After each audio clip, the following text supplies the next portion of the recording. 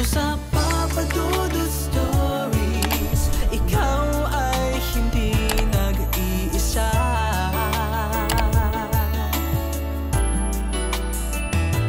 Dito sa Papa Dudut Stories, may nagmamahal sa'yo. Papa Dudut Stories,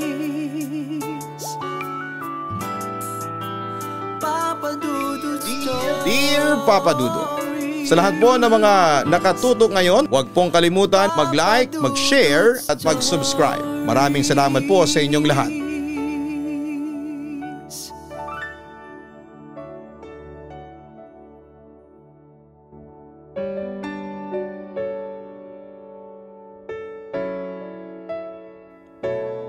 Minsan sa kagustuhan nating makalaya, tayo mismo ang nagdadala sa ating mga sarili sa kapahamakan.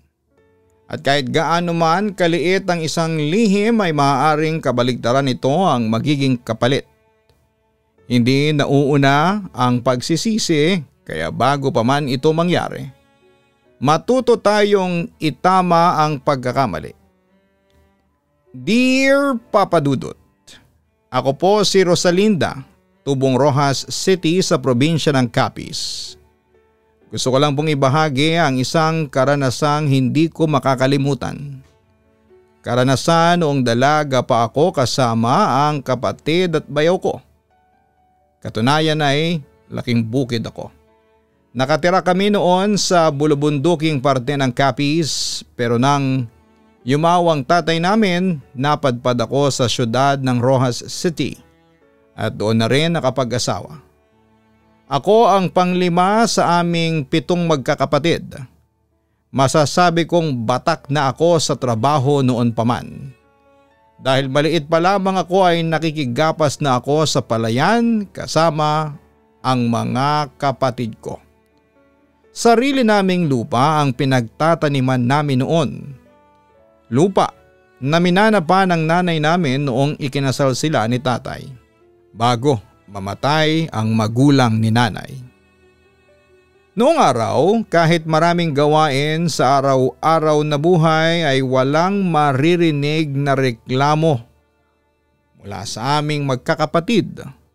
Magkakasundo kaming lahat at kahit kailan ay hindi namin nararamdaman sa mga magulang namin ang hindi patas na pagtrato sa bawat isa sa aming mga anak nila.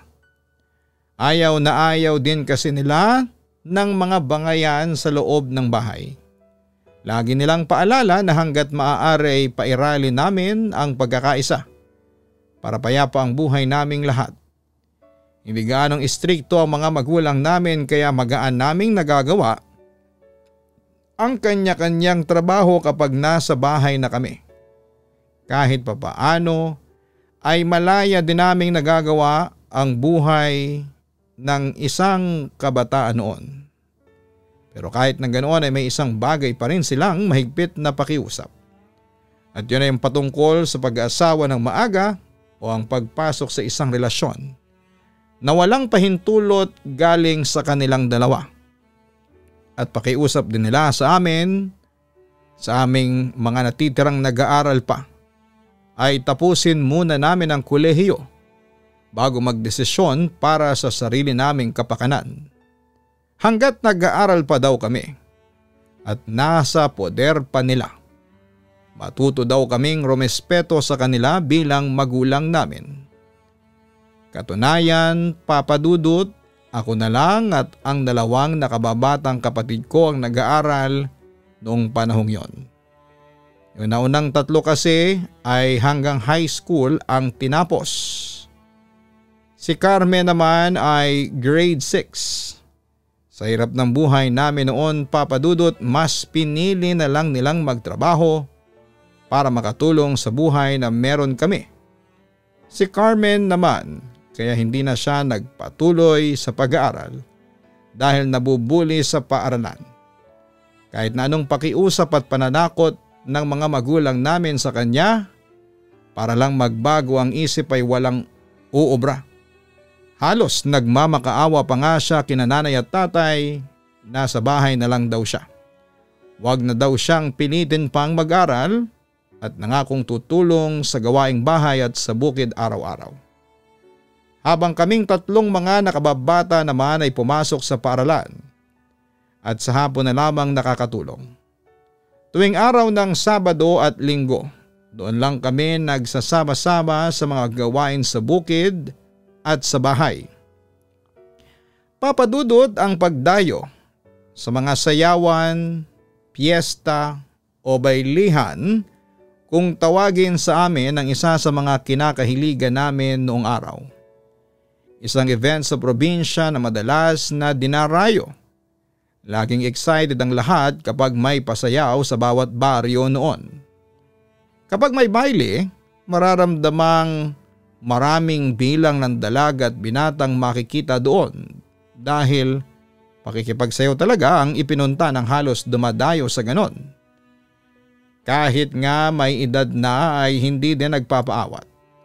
Baka sayaw lang.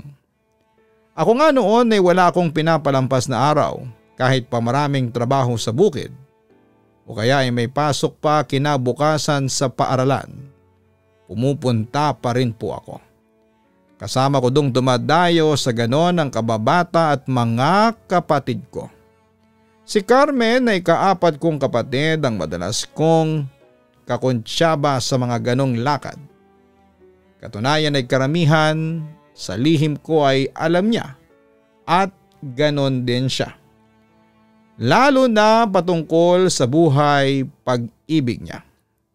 Sanggang dikit kaming dalawa kaya lagi ring magkasundo.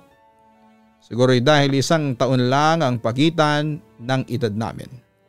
At dahil din sa kahilingan naming yon, Papadudot, ay muntik na kaming mapahamak kasama ang kasintahan niya. May isang umaga na abala kaming naglalaban ni Carmen sa sapa. Biglang lumapit si Carlo, siya ang lihim na kasintahan ng kapatid ko. May hila-hila pa itong kalabaw at parang nagmamadali. Sabi daw ng tiyuhin niya ay may piyesta daw sa kabilang baryo. May sayawan at amateur singing contest daw doon. Pagkarinig namin noon ni Carmen ay agad kaming nagkatinginan at napangiti bago muling tinignan si Carlo. Ihintayin ko kayo sa tagpuan natin, sabi ni Carlo. Nakangiting nagpaalam na aalis matapos malaman ng lihim na sagot namin sa paanyaya niya. Nagmamadali na siyang umalis dahil kailangan pa daw niyang magpakain ng mga manok nila. Katulad po namin ay hilig din ito ang sumayaw bukod sa mahusay din po itong kumanta. Kung kaya't nagustuhan din siya ng kapatid ko. Masipag din po ito, mabait at maginoo. Yun nga lang patago pa silang nagkikita dahil takot sila kay tatay. Noong araw na yon, tahimik lang kaming dalawa habang minamadali na ang pag-aasikaso ng panghapunan para makapaggabihan na kaming lahat ng maaga. Ayaw din naman kasi namin na lumakad ng wala pang kinakain dahil tiyak na gugutuming kami sa daanan. Naglaga na nga rin kami ng mga itlog na bigay ni Carlo para pambaon kung sakaling gutuming kami. Katunayan, Papadudot. Sa tuwing kasama namin si Carlo ay kinakailangan naming tumakas ng palihim. Tipong dapat lahat ng tao sa bahay ay tulog na. Natutulog kami noon bago mag-alas 6 sa tuwing tapos ng maggabihan. Kaya sinadya naming agahan ang pagluluto ng hapong yon. Kapag kasi nagpapaalam kaming dadayo sa kabilang baryo para makipagsayawan na may kasamang ibang tao, lalo na kapag kaibigan lalaki, pinasasamahan kami ni tatay sa kapatid naming panganay na si Kuya Manuel. At kapag nangyari yon ay hindi magiging malayo sina Carmen at Carlo.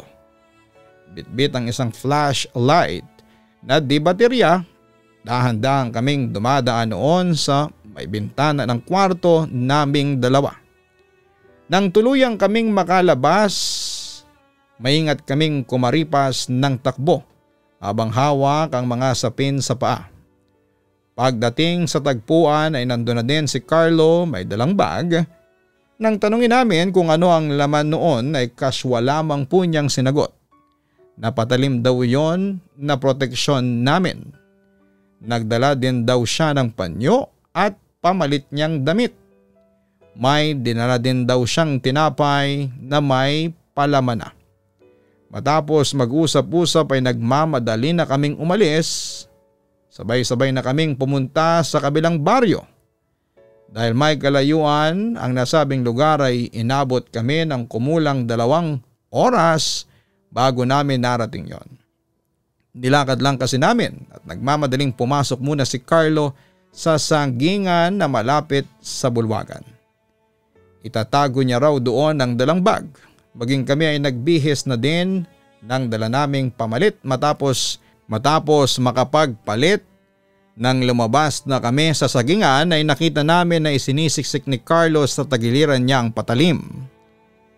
Kailangan daw niyang dalhin para may proteksyon kung sakaling may mangyaring hindi kaaya-aya. Hindi na namin ninabutan pa ang singing contest. Nabalak din sanang salihan ni Carlo. Dahil nang makarating na kami ay napansin agad namin na marami ng tao na nakikipagsayaw.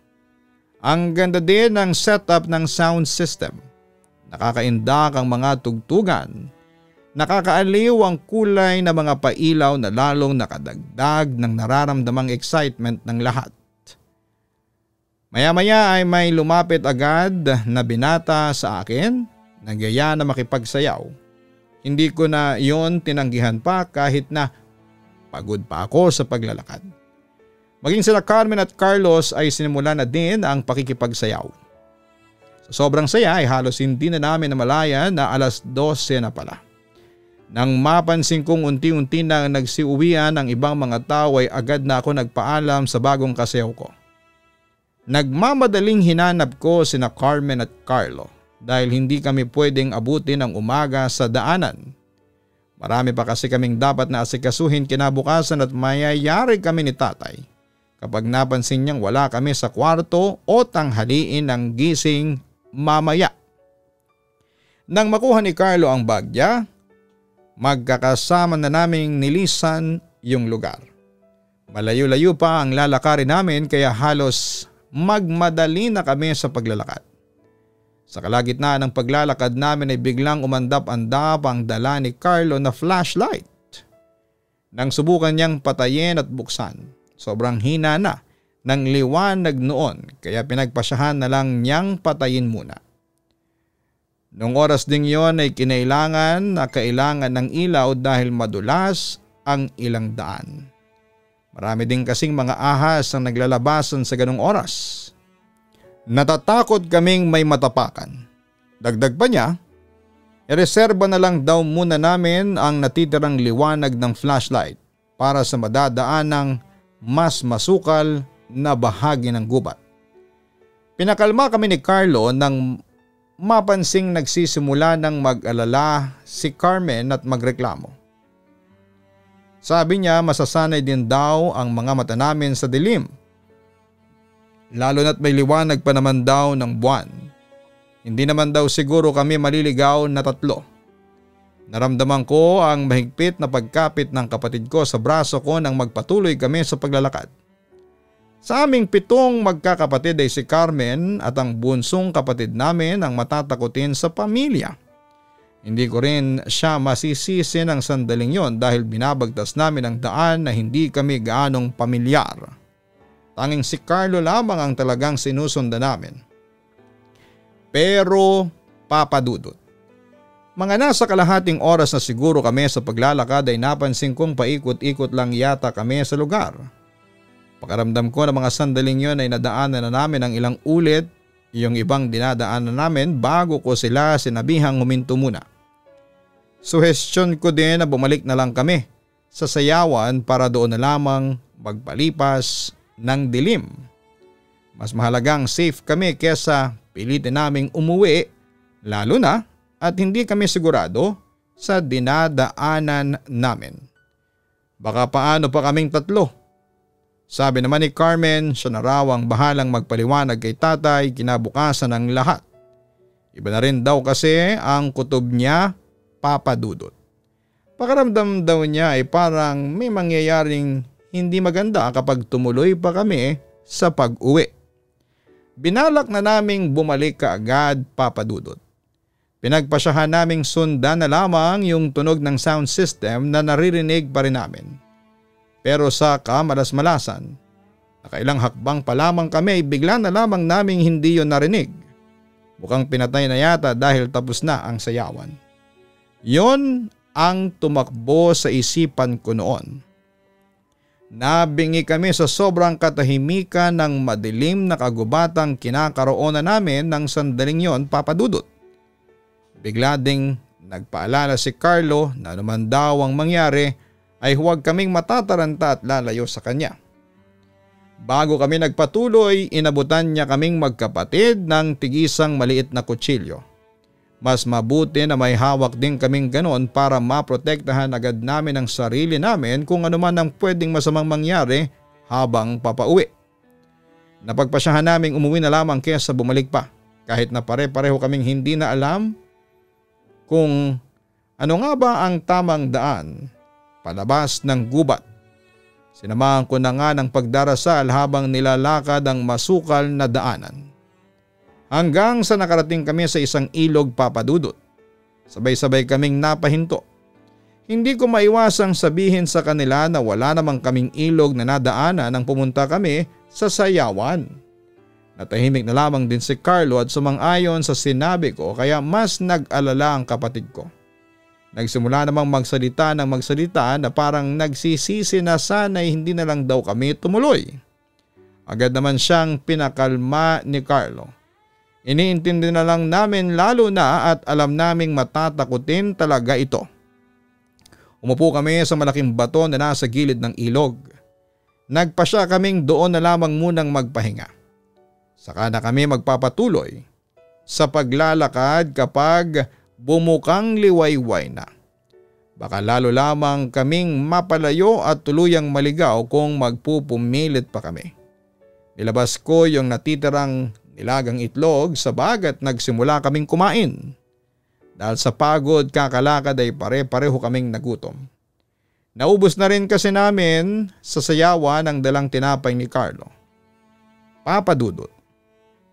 Ang saya at pagiging hyper ko sa sayawan ng time na yon ay biglang napalitan ng pangamba at pag-aalala ng may marinig kami mga boses makalipas lang ang ilang minutong paglalagi doon. Naging alerto kami nang mapagtanto naming papalapit sa kinakaroonan namin yung mga naririnig naming mga hakbang.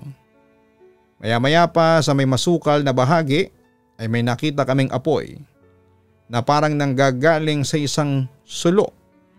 Hindi nga nagtagal, 3 lalaki ang natanaw naming papalapit. Napansin kong bihis na bihis sa mga ito gaya namin kaya inisip kong galing din sila sa sayawan. Sino kayo? Tanong ng lalaking may hawak na sulo. Pinakatitigan kami isa-isa. Magandang gabi, galing kami sa sayawan. Nagpasya kaming dito na muna magpahinga kasi nawala na kami ng maayos na ilaw para sana sa daan. Sagot pa ni Carlo. Napansin kong nagkatinginan ng kakaiba ang tatlo. Nang tanungin nila kami kung taga saan kami, ako na ang sumagot. Pagkatapos noon ay biglang sinabi ng babae na kasama nila na delikado daw sa kinakaroonan namin. Hindi raw kami safe doon. May mga baboy ramo daw na gumagala sa ganong oras at baka sugurin kami at mapaano pa raw kami. Nagalok sila ng tulong sa amin at niyaya kaming sumama sa kanila. Pauwi na rin daw kasi sila. Kung gusto raw namin ay pwede naman daw kaming magpalipas ng oras sa bahay nila dahil malayo pa daw kami sa pupuntahan namin. Nagpresenta din ang isa sa 2 lalaki na ihatid na lamang daw nila kami kapag nag-umaga na. Nang sandaling yon ay nanatili akong tahimik dahil kinukutuban ako ng hindi maganda. Bala ko na sanang kausapin muna sina Carlo at Carmen pero natigilan ako pagkarinig na bigla na lang silang pumayag sa alok na yon. Wala na ako nagawa kundi ang sumunod sa kanila dahil nagkataon din na nagsimula ng umambon. Nang makarating kami sa isang bahay agad nila kaming pinapasok. Nagdadalawang isip man ako Papa Dudut ay nakisilong na din ako dahil tuluyan ng umulan. Nang iwan nila kami sa sala dahil may kanya-kanya yata silang gagawin ay pasimpleng bumulong si Carlo sa amin ng kapatid ko. Sabi niya medyo nakakaramdam daw siya ng kakaiba sa mga taong yon. Dagdag din niya, huwag daw kaming pahalata na nagdududa kami. Makisama na lang daw kami at magmatsyag habang hinihintay na lumiwanag. Hindi nagtagal ay nakaramdam ako ng parang may nakatingin sa akin. Nang ilibot ko ang mga mata ko ay napahinto ang tingin ko sa isang bukas na kwarto. May isang matandang naroon na halos butot balat na malapit sa may pintuan. Tumayo ako sa kinakaupuan kong sahig habang papalapit doon. Nanonood at umaalingasaw ang mabahong amoy nito sa ilong ko. Napayuko din ako nang makita kong yumuko ito at parang may tinititigan sa isang bahagi ng sahig ng kwarto nito. Nagtatakang napatitig din ako sa malaking butas na hindi ko alam kung ano ang meron doon dahil sobrang dilim. Tanging daplis lang ng liwanag ng nag-iisang gaserang nakasindi sa may sala ang nagsisilbing ilaw sa kwarto nito. Anong ginagawa mo dyan? Tanong ng isang boses sa bandang likuran ko na ikinagulat ko. Sa paglingon ko ay siya yung babaeng kasama ng dalawa pang lalaki kanina. Sabi ko na lang na pinuntahan ko lang yung lola kasi baka nadidiliman. Aalokin ko sanang maupo na kung nasaan kami. Pero sabi lang niya na hayaan ko lang daw ang lola nila sa gilid na yon dahil ulyanin na daw ito. Tumango na lamang ako at nagpa siyang lumabas na. Bago makalabas, narinig ko pang kinausap nito yung matanda at sinabing mga bisita daw nila kami. Doon daw kami magpalipas ng ilang oras. Dagdag pa nito kung gusto daw ng matanda ng pagkain na masarap, wag daw muna itong makulit at matulog muna. Hinayaan ko na lamang ang mga itong mag-usap at nagtuloy-tuloy ako sa paglalakad pabalik sa kinakaupuan namin ni na Carmen at Carlo. Naupo ako sa bandang sulok na sahig na kawayan ng bahay palapit sa may pintuan. Hindi na kami pumwesto pa sa malayo para kung ano't anuman ay kagad kaming makatakbo. Nakiusap din si Carlo sa babae na kung pwede ay huwag na lang isarado ang pintuan para makita namin kung maliwanag na sa labas. Isa din kasi sa napansin namin ang sandaling yon ay wala man lang kaming isang bintana doon sa bahay na yon. Papadudot ng panahon na yon kahit nakakaramdam na kaming tatlo ng pagkaantok ay nanatili po kaming gising. Inalo kami ng babae ng mahihigaan pero magalang kaming tumanggi. Nagkanya-kanyang dahilan na lamang kami para hindi ito makahalata. Nagpaalam na rin po itong matutulog na matapos pa din itong inilatag ang banig sa may sala para daw sa amin. Isa pa sa napansin namin ay hindi na bumalik yung dalawang lalaking kasama nito. Hindi naman namin magawang itanong pa kung magkaano-ano ang mga ito dahil hindi kami interesado. Baka iba pa ang isipin ng mga ito kung sakali. Habang tumatakbo ang oras, naramdaman namin ang pagod at pagkaantok. Maya-maya pa ay nagsipagdatingan na yung dalawang lalaki. Yung isang galing sa loob ng bahay na tinutuluyan namin may dalang kumot at mga unan. Ang sabi nito, kung antukin daw kami ay gamitin lang daw namin ang mga yon. Hindi nga nagtagal ay nagpaalam na din itong matutulog na. Yung isa namang lalaki ay lumapit sa amin habang may hawak na malalaking pinggan na may lamang pagkain. Sabi niya para daw sa amin yon. Niluto daw ng tiyuhin niya sa kabilang bahay. Baka daw nagugutom kami kaya nagpaluto daw siya para sa amin.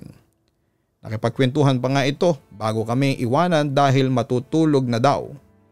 Sabi pa nga niya sa amin pagkatapos daw naming kumain ay matulog na din kami dahil matagal pa bago lumiwanag. Nang matagal-tagal nang nakakaalis sa mga ito at kami na lang ang natitira doon ay pinakatitigan ko ang pagkaing inihain sa amin. Kanin at ginataang karne yon base na rin sa itsura. Halos pabulong na sinabihan ko silang wag nilang kakainin yon.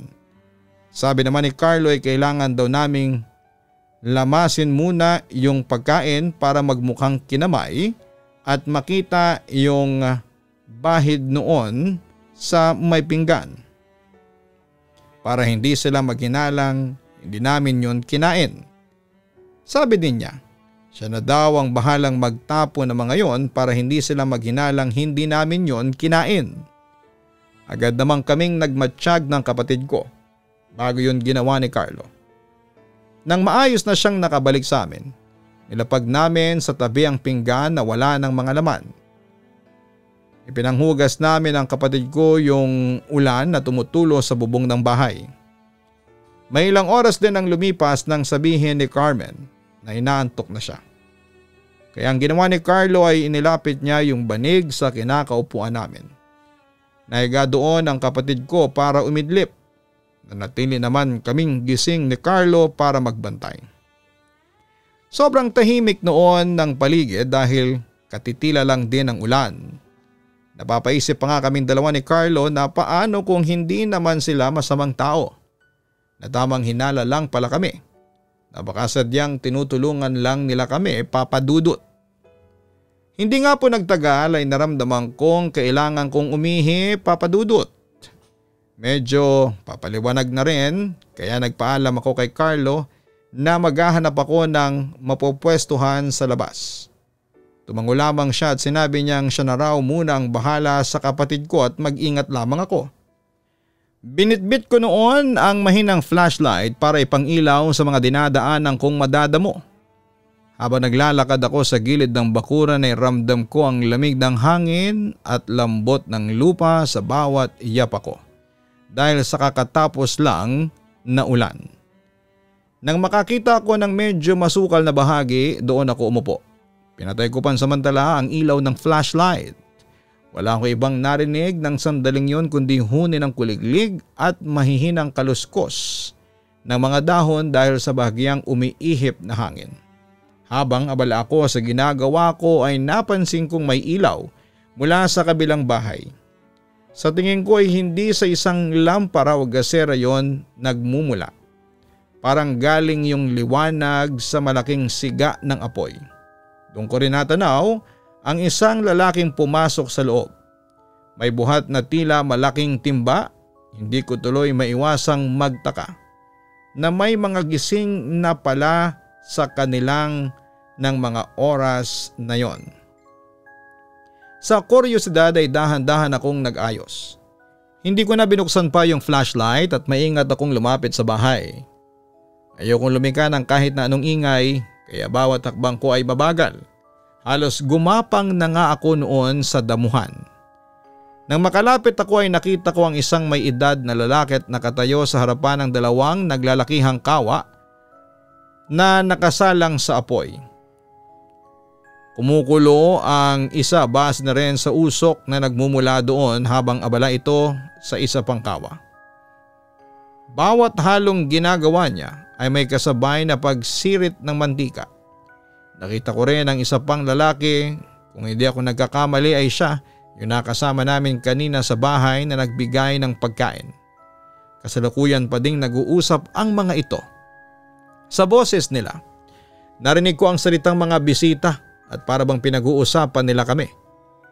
Doon ako kinabahan papadudot, may kakaibang tono sa boses ng matanda at parang sabik. Yung bang parang may binabalak na hindi maganda. Maya-maya sabi ng matandang lalaki na kaedad lang ng tatay ko. Pagkatapos mong hugasan yung mga lamang loob, tingnan na muna kung tumalab na sa kanila yung pampatulog. Kailangan na natin silang maitali bago pa sila makatunog. Sa narinig ko papadudot, abot-abot ang kaba na nararamdaman ko ng oras na yon. Nanginginig na umalis ako sa pinagkukublihan ko para makabalik kina Carmen at Carlo. Natatarantang nilapitan ko agad ang kapatid ko para gisingin. Sabi ko sa kanila ay kailangan na naming umalis. Sinabi ko din ng mabilisan sa kanila ang narinig ko. Sobrang takot ay nagkukumahog na kaming umalis sa bahay na yon. Sa dilim ng bakuran ay halos gumapang kami papunta sa makapal na damuhan bago kumaripas ng takbo noong medyo nakalayo na kami sa mga bahay na nandun. Dumaan kami sa mga talahib para magsilbing pangharang nang hindi agad kami makita kung sakaling may nakasunod. Ramdam kong dumidikit sa balat ko ang mga tuyong dahon at tinik sa mga nadadaanan namin, pero tiniis ko po yun. Sa hindi kalayuan ay nakita namin ang palayan na nasisinaga ng buwan. Maya-maya ay may narinig kaming parang tunog ng malaking ibon, kaya mas lalo kaming nakaramdam ng takot. Dinig na dinig namin ang malakas na tunog na ginawa ng tiktik kung tawagin. Natatandaan ko pang sabi sa amin ng lola ko noon, kapag malakas daw ang tunog na maririnig mula sa ganong uri ng ibon ay malayo daw ito sa kinakaroonan ng nakakarinig. Kaya hanggat naririnig namin yon ng malakas ay walang pag-aalinlangan na tinunto namin yung pilapil. Sinabihan ko din sila na huwag lilingon, basta magtuloy-tuloy lang sa pagtakbo. Hindi kami huminto kahit na may pagkakataon na nadudulas na kami. Mas lamang yung nararamdaman naming kabog sa dibdib dahil minsan may mga tunog ng yapak sa likuran namin, kaya lalo kaming bumibilis. Hindi ko alam kung hinahanap na nila kami. Pero isa lang ang nasa isipan ko, kailangan naming makalayo. Kapag nahuli nila kami, alam kong gagawin nila sa amin ang narinig ko. Hindi ko alam kung anong dahilan nila, pero alam kong masasama talaga silang tatlo. Hindi din maalis sa isipan ko na baka isa silang aswang o kasapi ng kulto na nababanggit ng mga matatanda sa baryo namin. Kaya gusto nila kaming bihagin. Patuloy lamang kami sa tahimik na pagtakas hanggang sa naramdaman kong buhangin na ang inaapakan namin. Nasa gilid na pala kami ng ilog. Doon ako nakahinga ng malalim. Napagpasyahan naming languyin ang ilog para makatawid at makarating sa kabilang bahagi noon. Dahil may kalakasan ang agos ay magkakasabay naming ginawa ang pagtawid para walang maianod sa aming tatlo. Medyo papaliwanag na din ng mga sandaling yon nang tuluyang kaming makatawid. Halos sabay-sabay kaming napaupo sa batuhan sa pangpang. Nangangatog kami sa lamig habang tumatagos ang buhangin sa basang damit na suot namin. Ramdam ko ang panginginig ng mga daliri ko at pagtataasan ng mga balahibo ko nang umihip ang hangin. Pero higit doon ay may kaba at pag-aalala pa rin na baka may humahabol pa sa amin. Kaya hindi muna kami dapat magpakakampante. Napansin kong unti-unti nang sumilay ang araw sa silangan, kaya maliwanag na ang paligid kumpara kanina. Nakikita ko na rin ang maliit na bato sa mga paa ko at maging ang mga patak ng tubig sa dahon ng talahib na tumutubo sa batuhan. Sa unang pagkakataon mula pa kagabi, doon lang ako nakahinga ng maluwag. Salamat Panginoon. Natatandaan ko pang bulong ko sa hangin noon bago ko sila niyayang magpatuloy na ulit sa paghahanap ng daan papauwi. Habang palayo sa ilog ay napansin kong may palayan pala sa hindi kalayuan. Binilisan ko ang paglalakad para makalapit doon. Sa pagkakataong yun ay doon ko na nakita ang mga yapak ng tao sa pilapil. Para mga sariwa pa ang mga yon, kaya agad kong sinundan. Sa bawat yapak namin ay naririnig ko ang tilamsika ng putik at kaluskos na mga damo na nadadaanan at natatapakan namin. Sa malayo ay unti-unti kong nakilala ang anyo ng mga punong nyog. Parang nadaanan na talaga namin yon. Hanggang sa makalampas kami sa malawak na palayang yon. Pinasok ko ang isang makipot na daan sa dulo noon. Nang makita ko ang ibang puno sa paligid ay hindi ko alam, pero parang papunta kami sa direksyong pamilyar talaga sa akin. Malakas ang kutob ko na tama ang dinadaanan namin ng sandaling yon, Papa Dudut. Kaya nasabi ko sa kanila na doon yata kami dumaan papunta sa Baylihan kagabi. Mabilis ang naging kilos namin habang tahimik na binabaybay ang makipot na daanan. Humigpit ang hawak ko sa kamay ni Carmen habang naglalakad na ulit kami sa patag at madamong daan matapos kumapit sa baging, pababa sa maputik na daanan na huli naming binabaan.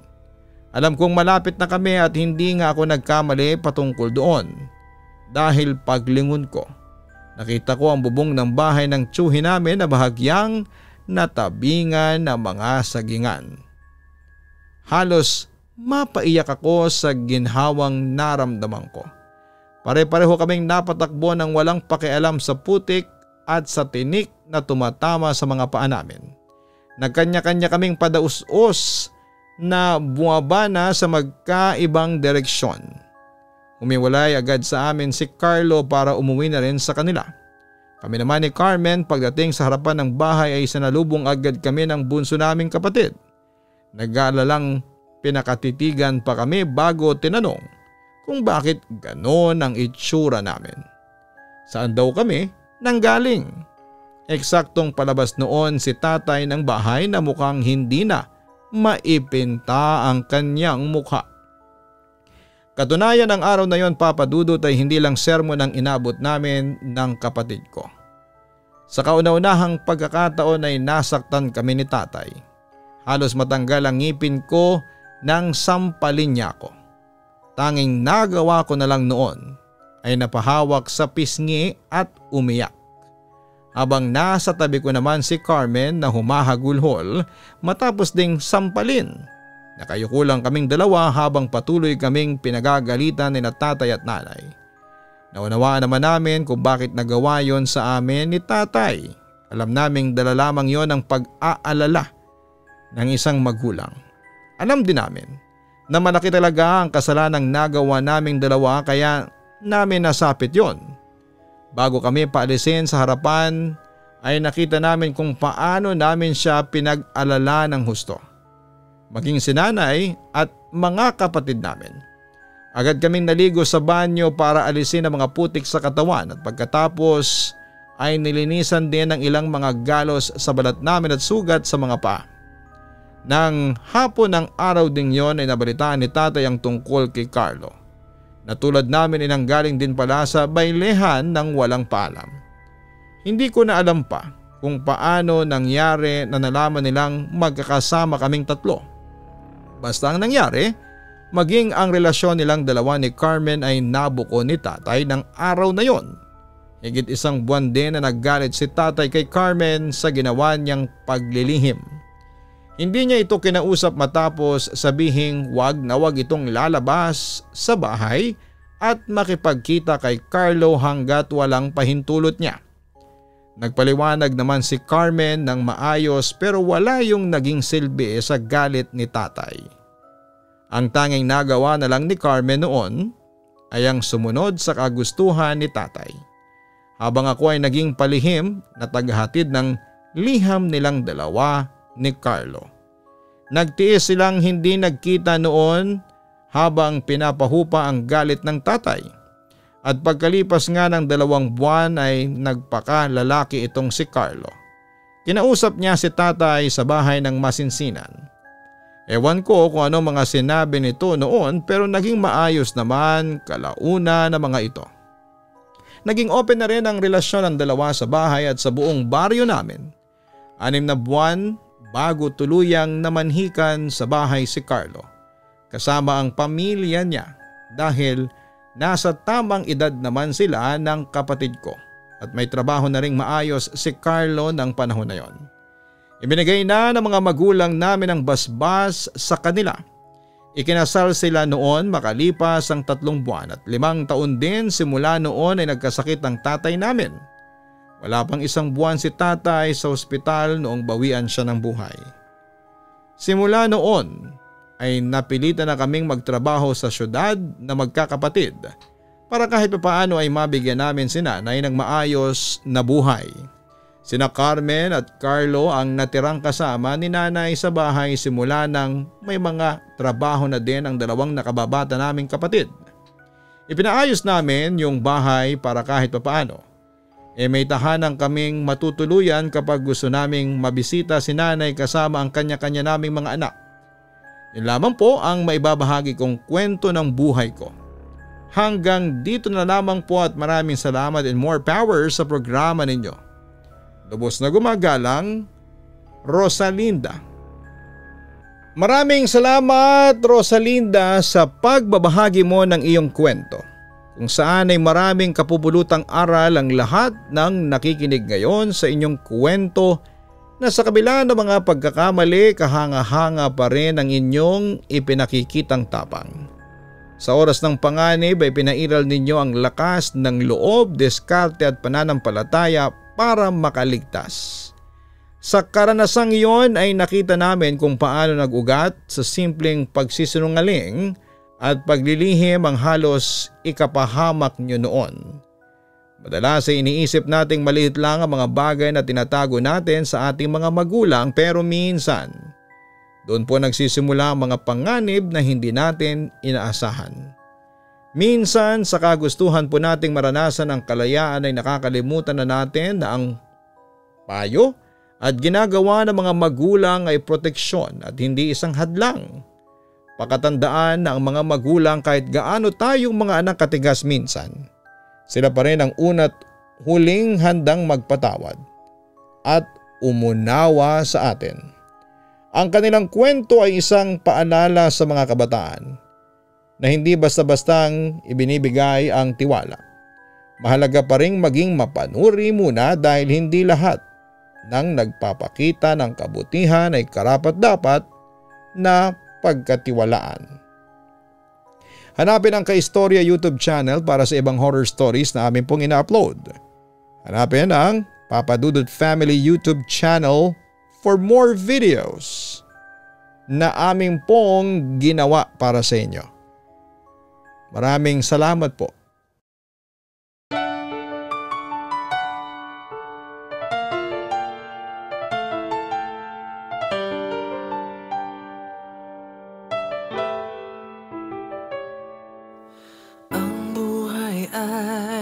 Mahiwaga, laging may lungkot at saya. Sa Papa Dudut Stories, laging may karamay ka.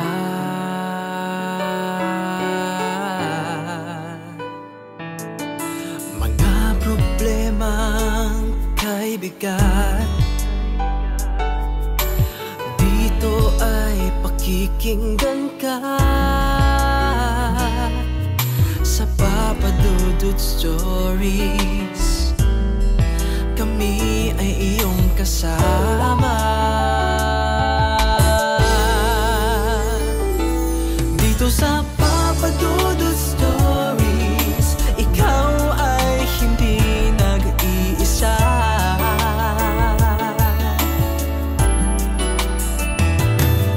Sa Papa Dudut Stories, may nagmamahal sa'yo. Papa Dudut Stories, Papa Dudut Stories,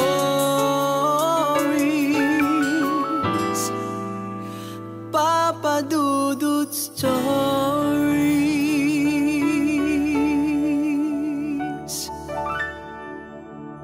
Dito sa Papa Dudut